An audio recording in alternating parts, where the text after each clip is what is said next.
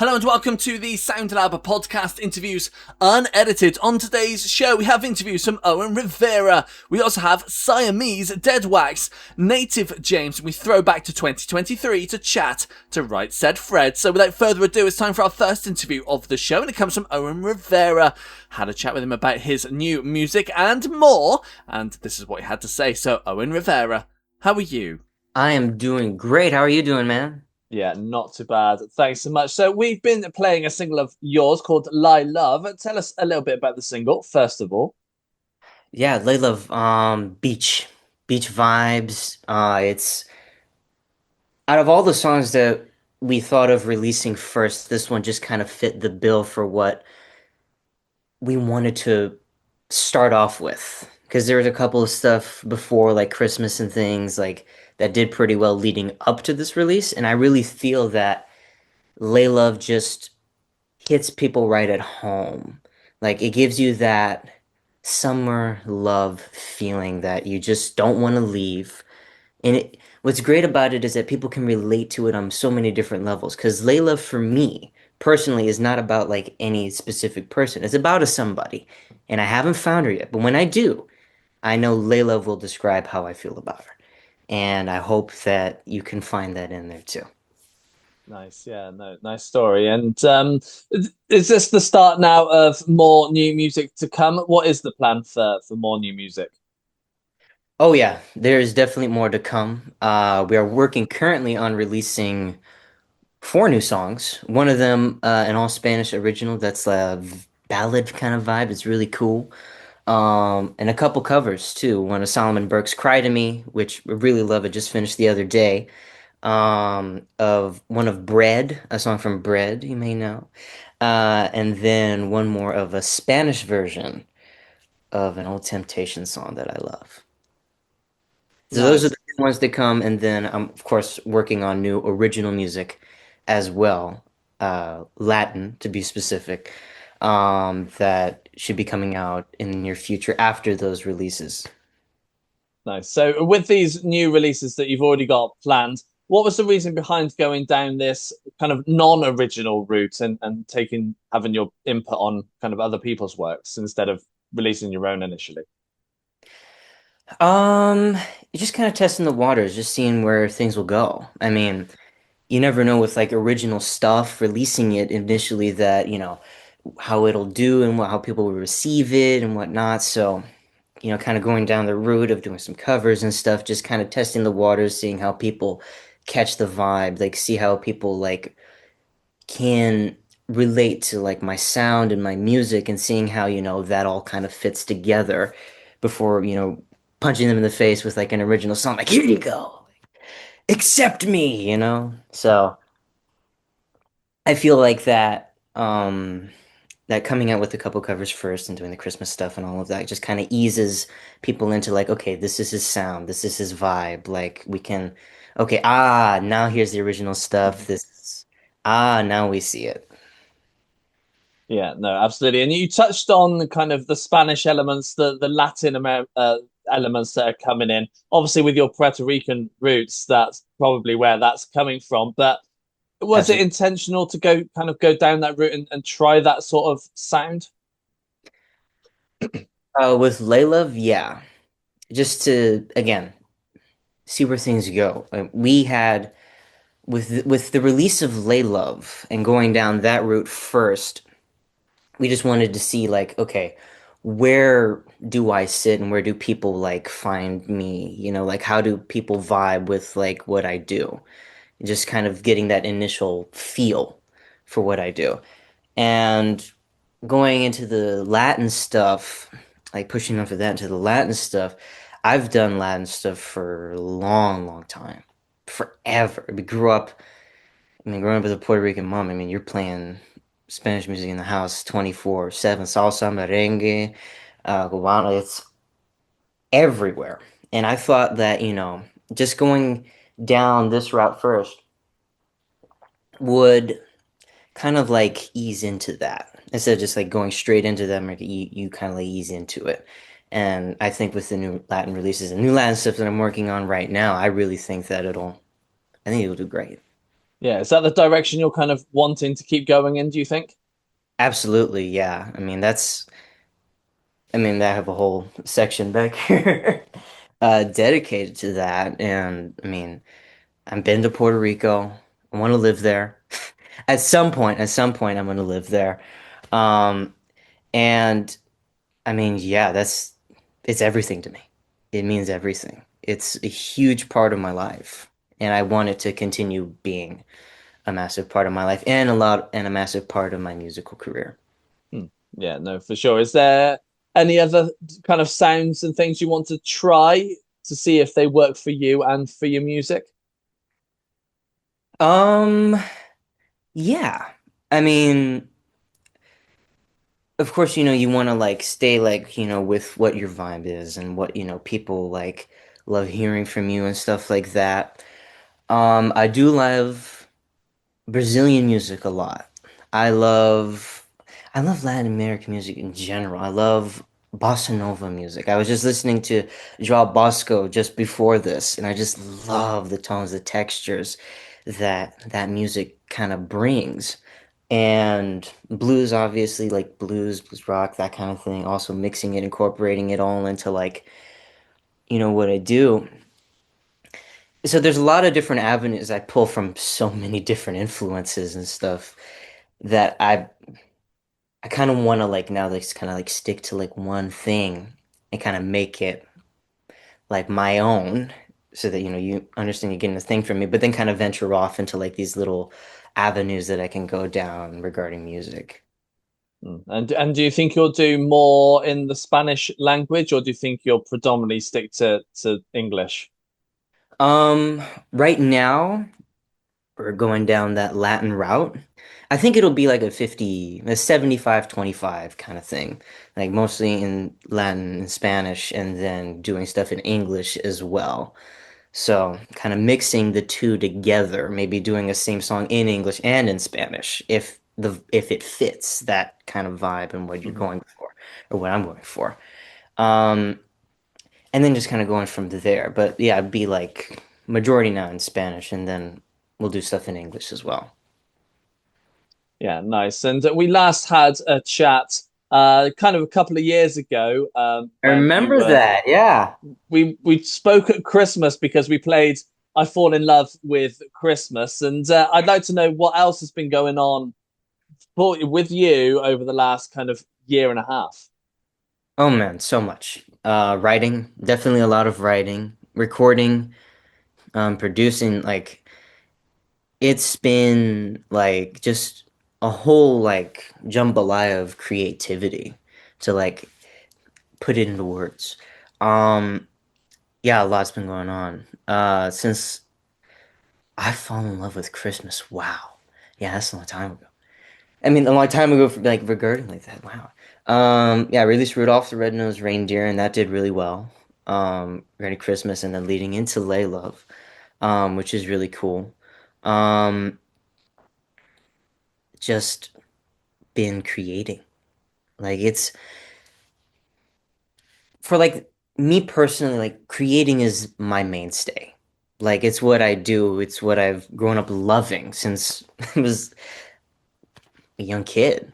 Just the process of writing and recording all the instruments and stuff, creating these sounds. Like, what is that? I want to recreate that sound. How do I get that sound? Or how do I, write to this song that I have this rhythm in my head. I can't get it out. How do I put it on paper? How do I put it on tape?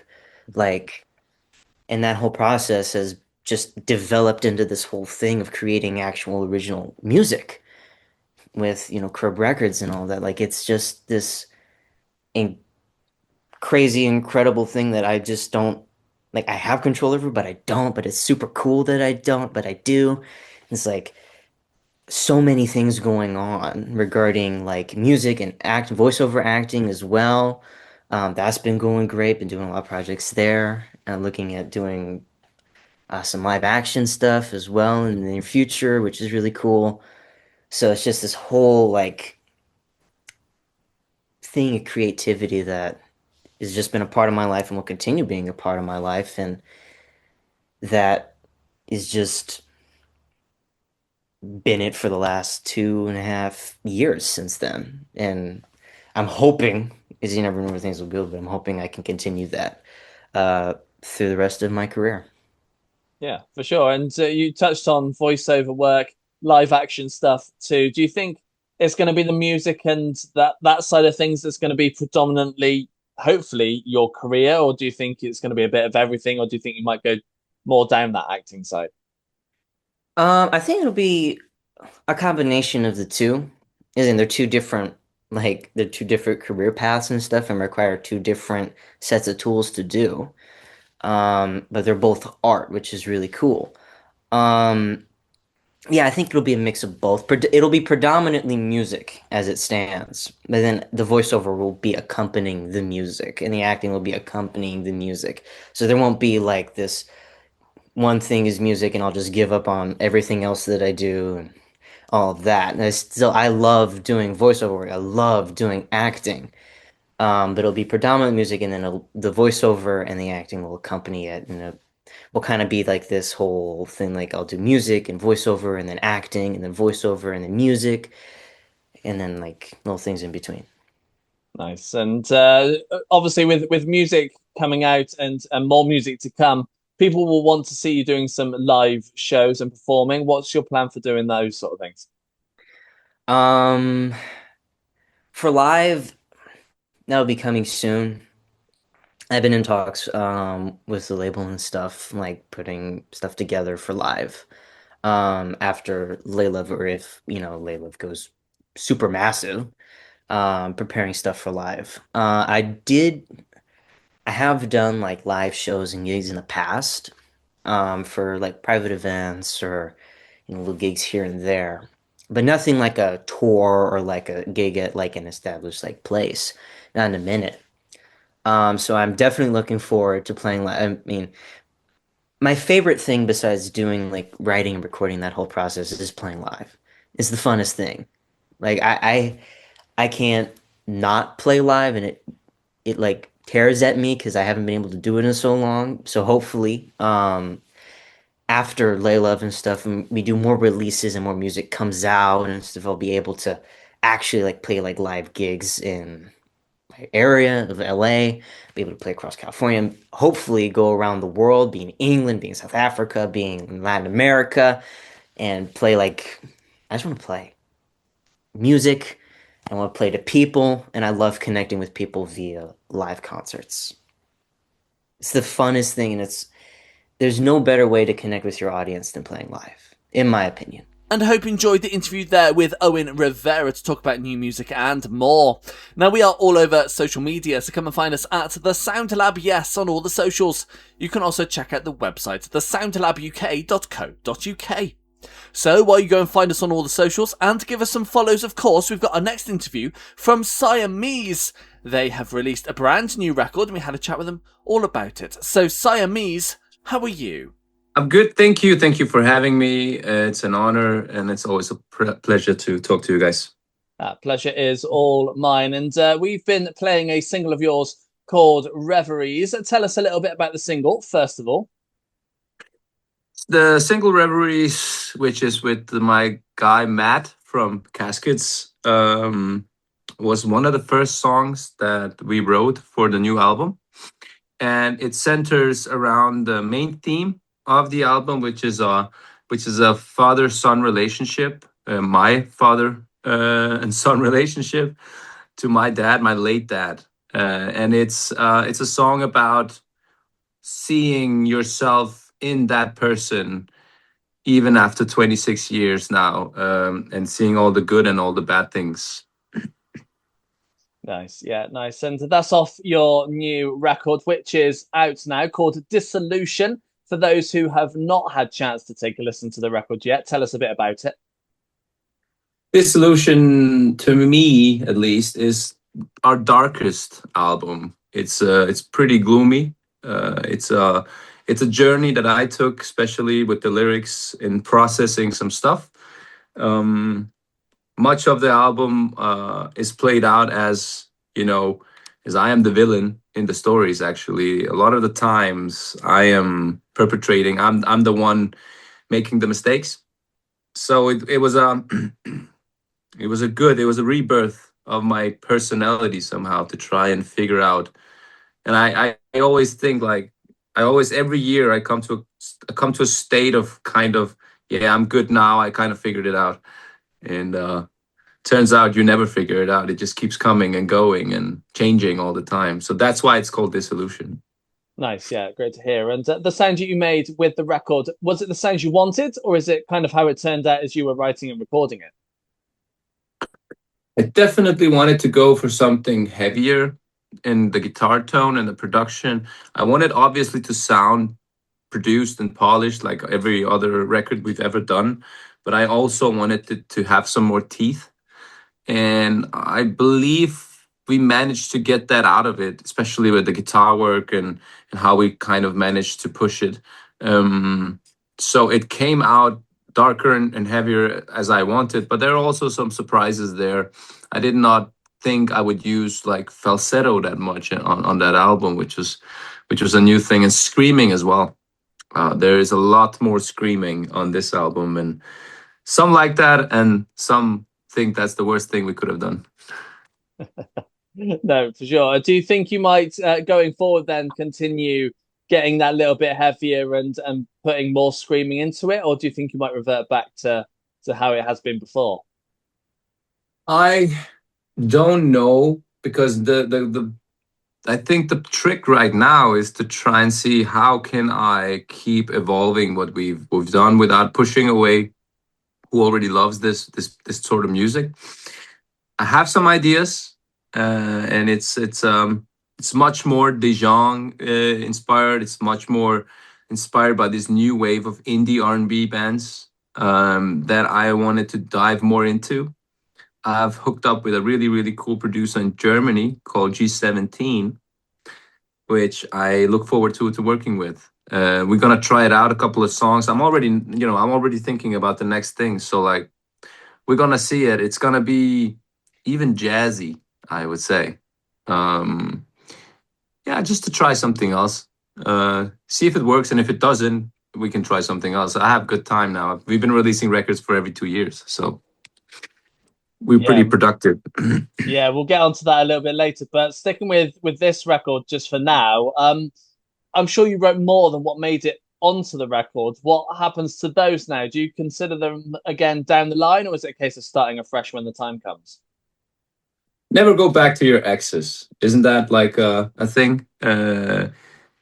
There's a reason we didn't pick those songs, and I think we wrote about 20 songs in total, and I think we picked 12, and the eight of them they didn't make the cut because they probably weren't good enough. So yeah, I don't see. We always done that actually in the early albums, like On Fire on one of our records on the Elements album was written for home record but didn't make the cut. So we've done it before, but I don't see that happening because I probably want to take things in a different direction now. We'll see what happens. Yeah, and is there any tracks that you've kind of gone back to from kind of the early days that you've kind of re-listened to recently that you think I can tinker that, I can play with that just a little bit to see if it could work for today? I mean, some of the tracks that we released, or some of the tracks that are not released. No, unreleased. Oh no, I can't touch much of the unreleased songs, to be honest, because the one of our the band members left the last year, and it's all his hard drive. All the old songs that we wrote together are with him, so just practically it's not possible. So I can't even start thinking about that. But either way, those were the songs. You know how it is. I don't know if you play music, but it's just like sometimes you write songs that just belong in a certain area of time. Is it just like an era thing? So like this was cool back then, and then 1,000 bands do it, and then it becomes uncool.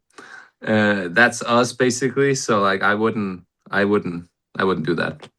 Yeah, fair enough. And you've released a fair few records now. How has the music evolved over those years? We have become smarter. We've become more effective when it comes to writing music. I remember when we started, it would take us maybe a year to write a song. and we would all meet up in a rehearsal room. We will sit around and like five guys just looking at each other like, what do you got? And that would be just so draining. It would take forever. Now, obviously, more effective. Obviously, we've toured with some of the best bands in the world, in my opinion. Like, now we have their Dayseeker on, and I swear to God, it's like the only bands that I'm a fan of that I haven't toured with right now is The Plotting You and Bring Me the Horizon. That's pretty. That's pretty fucking awesome. That's pretty good. So like we learned a lot from touring with them.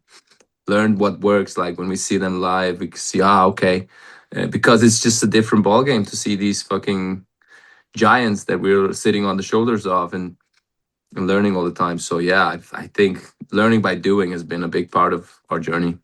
Yeah, no, for sure. And you touched on your Dayseeker tour, which has North Lane on the bill as well. Tell us a bit about where you're playing and the other shows you've got lined up this year as well. We have about 20 plus shows. We have a couple of one-offs, some festivals. We're going to play Core Fest in Germany. I look forward to that. We have a show in England for the Amplified Festival, which is in Sheffield. I really like those guys arranging that one. And then obviously the EU tour with North Lane and Dayseeker will take us through a lot of the UK, 2 times Wolverhampton, Brixton and London, and then obviously Europe, mainland. Yeah, it's gonna be. It's probably the biggest tour we've ever done. So, really looking forward to that.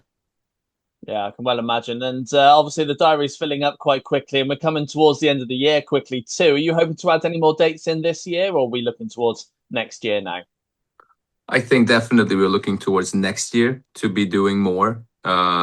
We've cleared the schedule for summer, see what we can do this summer, and then in the fall we will bring out the big guns, bring out the big production, take out these new songs and really give them some air. We will all be playing a lot of new songs during this fall as well, especially on the Dayseeker tour, just to figure out what works live so we can be prepared. But obviously next year is going to be much more hectic when it comes to live. I look forward to that. Yeah, I can bet. I well imagine too. And is there anywhere you want to get to on this kind of circuit of dates? Sorry, one more time. Is there anywhere that you're wanting to get to on this kind of run of dates into next year that you haven't got planned at the moment?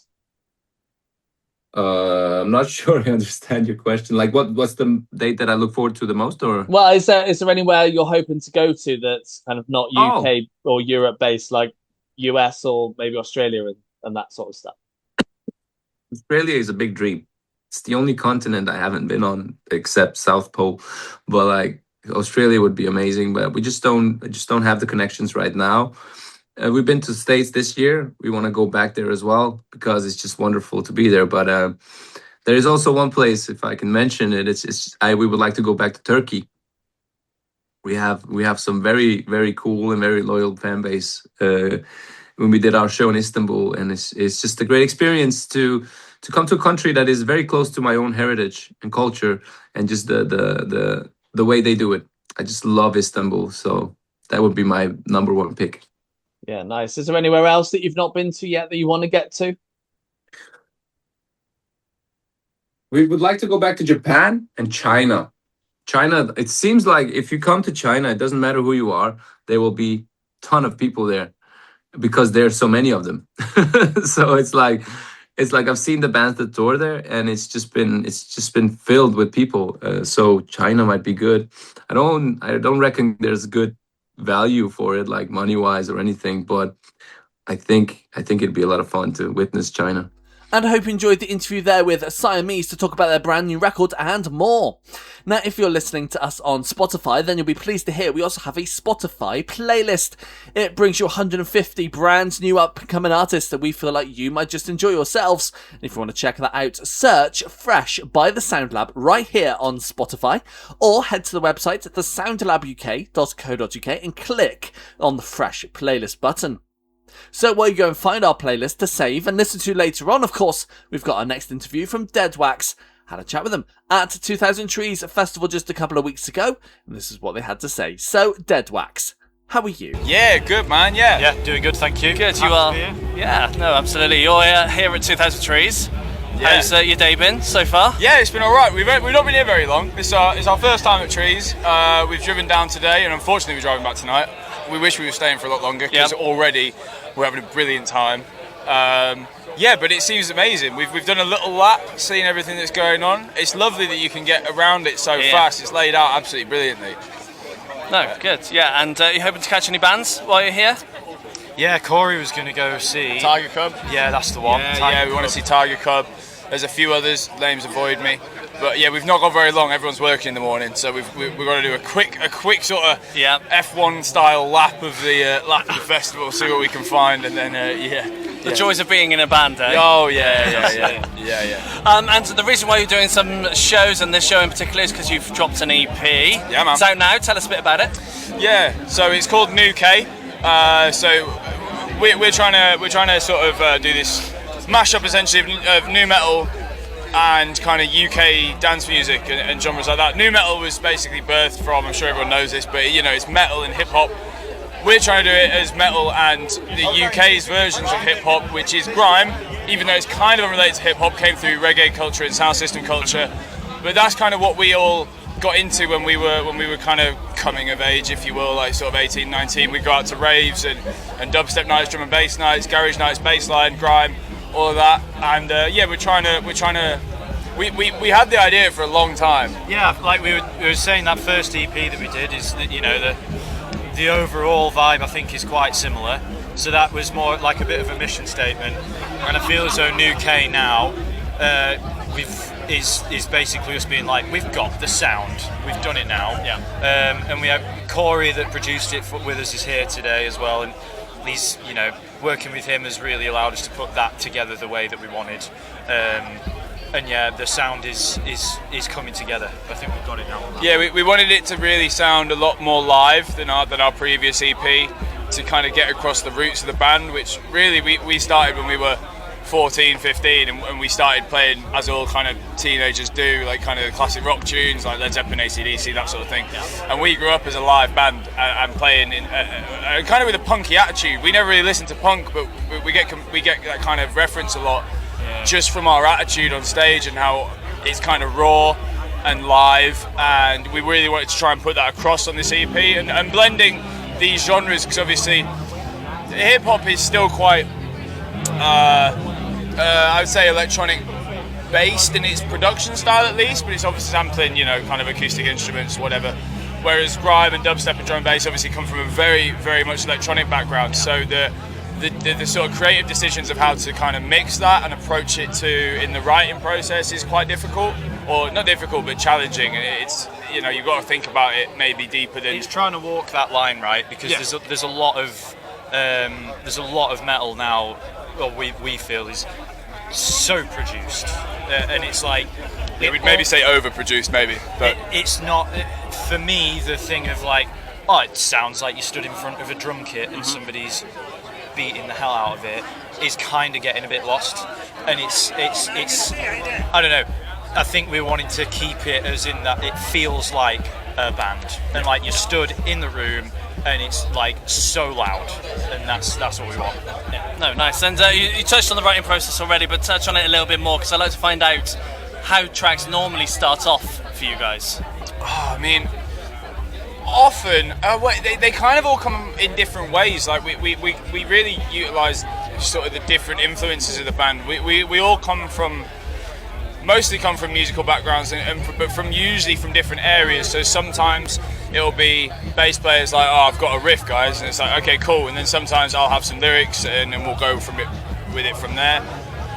A lot of it, there was a lot of ideas I remember off this last EP, like Hit Back is inspired by some, I think it might have even just been some menu music from a video game. And there's like, take it from as many different sources as we can, but that writing process for that EP, it all happened in a week. Mm-hmm. We booked 1 week at a rehearsal studio, and we came in with like bits and bats, and by the end of that week that EP was done. Obviously the recording takes longer, but yeah, it came together pretty quick and quite collaboratively for most of it. None of us had, I have a song from start to finish done. Yeah, which had happened previously on the previous EP, just kind of the means and how it ended up happening. There's no need to go on a big story about it, but that was a little bit less collaborative. So we really wanted to focus on writing as a group and as a unit, and it being a collaborative approach. And so when you have a collaborative approach like that, and there's 4 people making creative decisions, you have to be sort of flexible and bend to different ideas and write in different ways. Everyone's got a different creative process, and it's not the easiest way of writing sometimes, but it's quite exciting. Yeah, I feel as though the result tends to be a bit more exciting there in the moment. Absolutely, yeah. Yeah, nice. And once you finish here this weekend, what else have you got planned? Any more shows coming up? So at the start of September, we're playing at Burn It Down, down in Torquay, which we did last year. We're really, really excited to be back there. We're heading off to Germany in end of September to Reeperbahn in Hamburg, which we're really, really excited for. Germany debut. We've done bits and bats in the Czech Republic recently. That's been awesome. But yeah, so getting around Europe a little bit more. We're going to be back out with Black Gold as well. Yeah. And then we're also going to be doing our Opera and Punk Party 4, which is our sort of our flagship headline event, which was partly to try and create a bit of a scene for what we do, because we kind of had a couple of years of doing this kind of sound and people didn't really know what to do with it. Promoters wouldn't touch it. They just didn't know what to do. It was like either you're on a proper indie band lineup and then we're kind of way too heavy, or we're on like a metal lineup and we're kind of not really hitting the right boxes.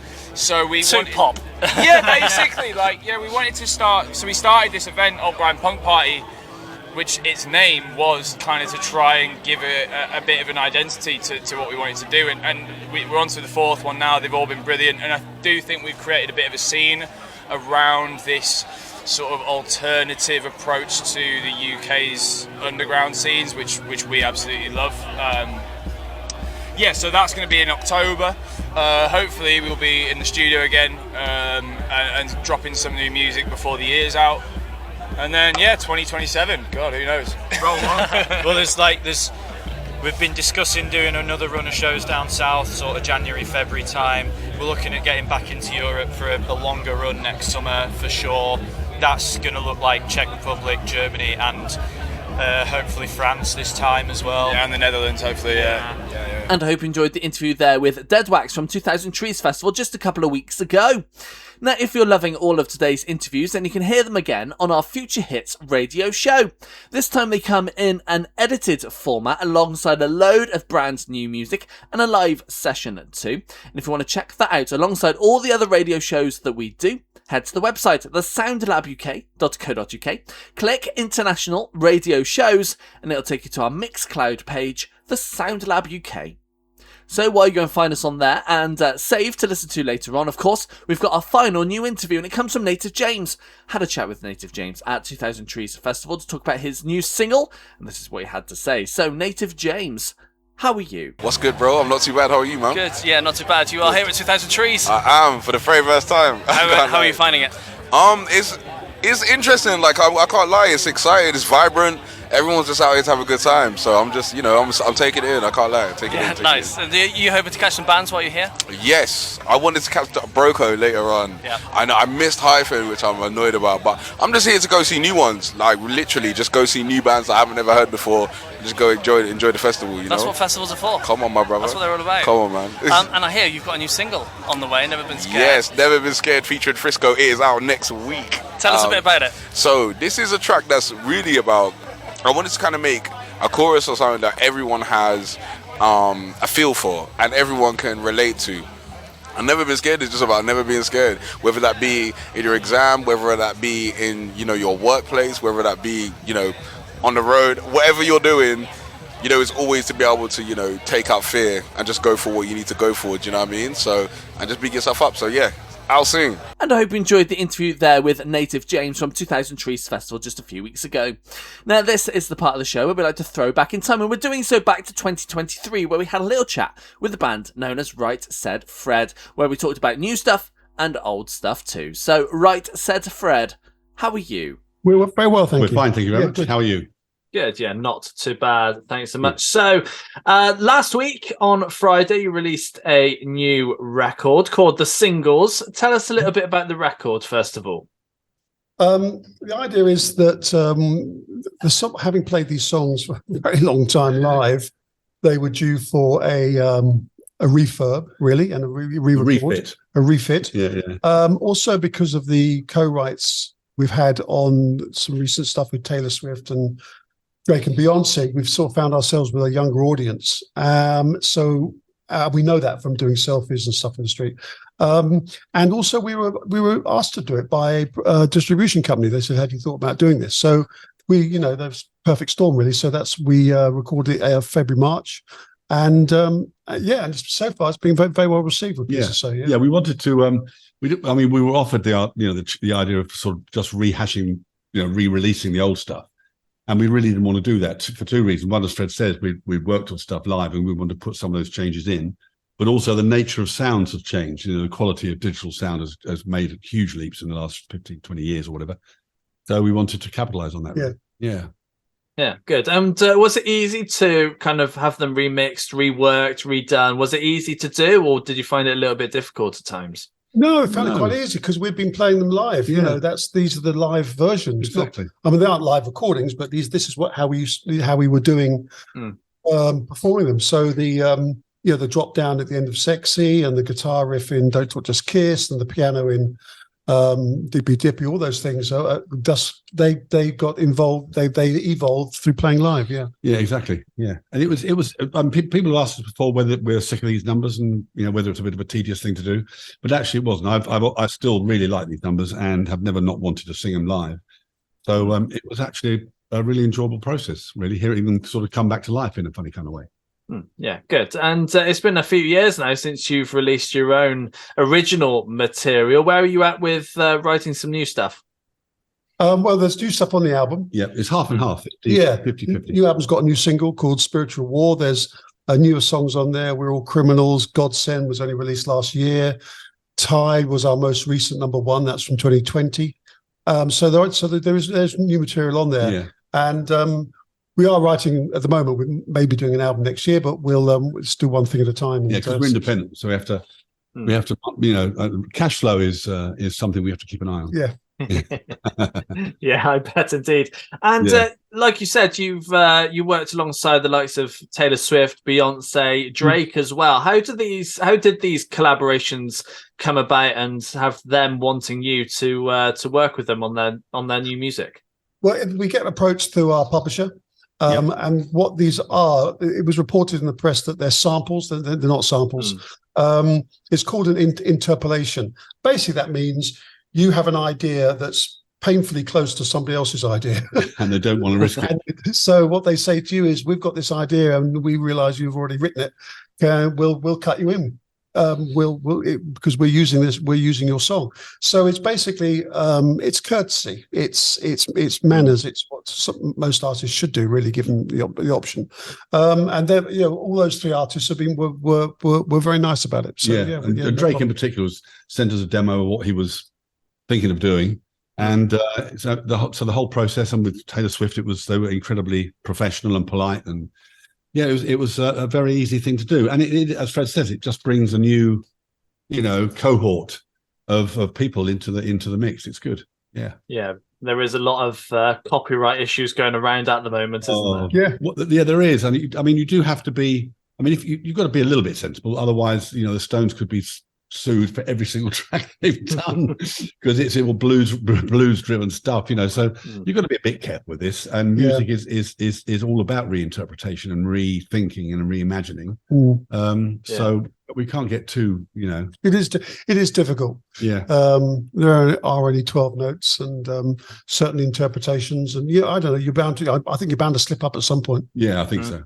I think the "He's So Fine" George Harrison thing, "My Sweet Lord" was a classic example of somebody who didn't intentionally rip anything off. I don't think he did, but he had that because he grew up with it, had it in his head. Yeah, most definitely. Now, I've been briefly looking at your website, and your live section's a little bit empty. What's the plans with touring and playing live? We weren't planning on playing live this year.